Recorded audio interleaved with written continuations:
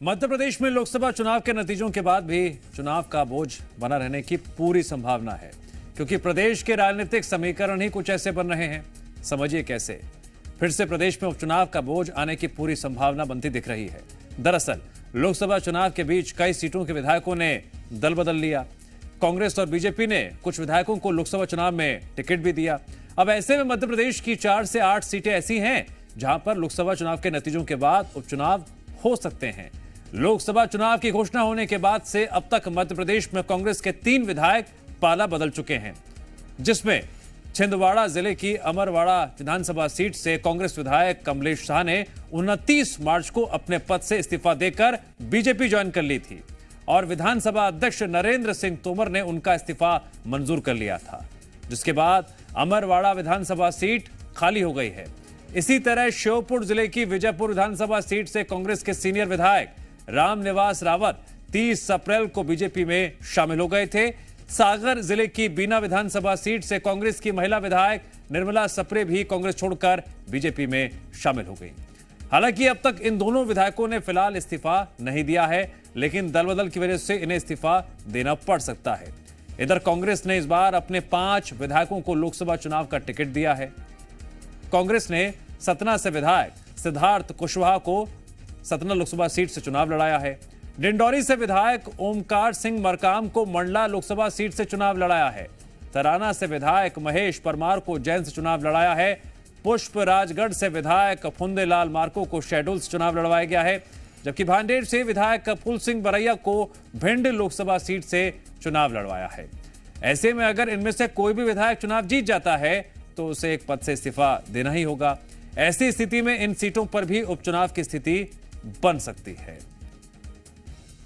फिर मध्य प्रदेश पर चुनाव का भार पड़ेगा, क्योंकि एमपी की 4 से लेकर 8 विधानसभा सीटों पर उपचुनाव की संभावना बनती नजर आ रही है। दरअसल कांग्रेस पार्टी के 3 विधायकों ने कांग्रेस छोड़ी है, तो 4 लोकसभा के रण में हैं, तो वहीं बीजेपी के 1 विधायक भी लोकसभा चुनाव लड़ रहे हैं। लिहाजा 3 से लेकर 4 सीटों पर उपचुनाव तय माने जा रहे हैं, जबकि बाकी सीटों पर लोकसभा चुनाव के नतीजे तय करेंगे उपचुनाव। एक चुनाव से देश उभरा नहीं कि दूसरा चुनाव तैयार हो गया। इन चेहरों को देख लीजिए, ये वो चेहरे हैं जो कांग्रेस छोड़ बीजेपी में शामिल हुए हैं। इस खबर पर और अधिक विश्लेषण करने के लिए जुड़ रहे हमारे साथ जी मीडिया संवाददाता अजय दुबे।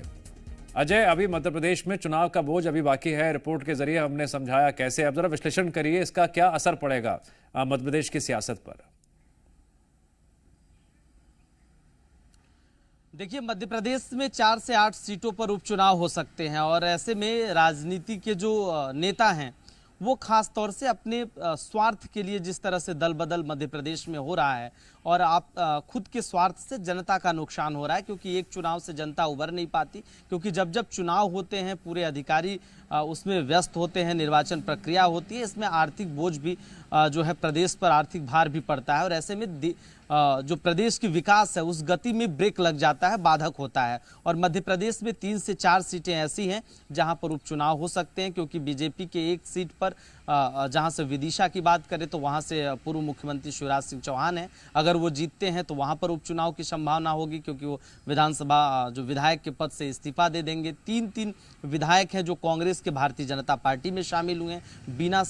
बीना सागर से अगर बात करें तो निर्मला सिप्रे जिस तरह से हैं, और उसके साथ साथ कमलेश्वर शाह हैं अमरवाड़ा से, छिंदवाड़ा से, जिस तरह से उन्होंने पद से इस्तीफा दे दिया है, भारतीय जनता पार्टी का दामन थाम लिया है। विजयपुर से बात करें तो वहाँ से रामनिवास रावत ओबीसी के बड़े चेहरे माने जाते हैं, हालांकि इन दोनों ने इस्तीफा नहीं दिया, लेकिन इन सीटों पर उपचुनाव की संभावना है। तो 4 सीटों पर उपचुनाव तो लगभग क्लियर है और बाकी सीटों पर अगर कांग्रेस के प्रत्याशी जीतते हैं तो ऐसी स्थिति में चाहे वो मंडला से डिंडोरी विधायक जो ओम सिंह मरकाम है उनकी सीट पर चुनाव हो सकता है, क्योंकि मंडला से वो चुनावी मैदान में है। सतना की बात करें, उज्जैन की बात करें, तो 3-4 सीटें ऐसी हैं जहां पर अगर कांग्रेस प्रत्याशी जीतते हैं तो ऐसी स्थिति में वहां चुनाव संभावना है। लेकिन इस चुनाव से जनता को दिक्कत है, क्योंकि जनता जिस उम्मीद और आस से अपने प्रत्याशियों को चुनती है और प्रत्याशी अपने निजी स्वार्थ के लिए जिस तरह से दल बदल करते हैं, वो कहीं ना कहीं आर्थिक जो प्रदेश की प्रगति में कहीं ना कहीं बाधक बना हुआ है। ठीक है, जनता को तो नुकसान होगा, लेकिन सियासतदान इसमें अपना नफा देखते हैं।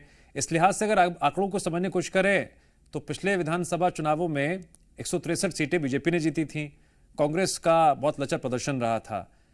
क्या इन उपचुनावों के जरिए कुछ इधर उधर की नौबत भी आ सकती है? कांग्रेस के लिए क्या मुश्किलें खड़ी होंगी, या फिर स्थिति कह सकते हैं अच्छी भी हो सकती है? देखिए, निजी स्वार्थ के लिए प्रत्याशी, चाहे वो छिंदवाड़ा के प्रत्याशी हों, चाहे सागर बीना से बात करें, निर्मला सिप्रे की बात करें, चाहे कमलेश्वर शाह हो, चाहे रामनिवास रावत हो, ये विचारधारा की बात जरूर कह रहे हैं कि हम विचारधारा, कांग्रेस की विचारधारा, क्योंकि ये वो विधायक है जो 5-5, 6-6 बार रामनिवास रावत विजयपुर से विधायक रहे हैं, ओबीसी के बड़े चेहरे के तौर पर जाने जाते हैं। अब उनके जाने से जनता कितना विचारधारा, जनता की कितनी बदली है, ये देखना होगा, क्योंकि जिस विचारधारा के साथ जो मतदाता है वो अपने क्षेत्रीय विधायक को चुनते हैं, और उसके बाद अगर विधायक पद से हट जाता है, दूसरे विचारधारा में चला जाता है, तो जनता को समझाने में कितने कामयाब होते हैं ये देखना होगा। कांग्रेस के लिए नफा होगा कि नुकसान होगा? अभी तो जिस स्थिति में कांग्रेस को छोड़ के ये विधायक गए हैं, तो ऐसे में कांग्रेस का नुकसान तो जाहिर तौर पर दिख रहा है। लेकिन भारतीय जनता पार्टी जब वहां पर किस प्रत्याशी को उतारती है या इन्हीं प्रत्याशियों को मौका देती है, तो ऐसी स्थिति में क्या ये जीत पाते हैं, ये तो मतदान के बाद पता चलेगा। लेकिन जनता को ये प्रत्याशी जाने के बाद भारतीय जनता पार्टी में कितना समझा पाते हैं, ये भी बहुत महत्वपूर्ण है।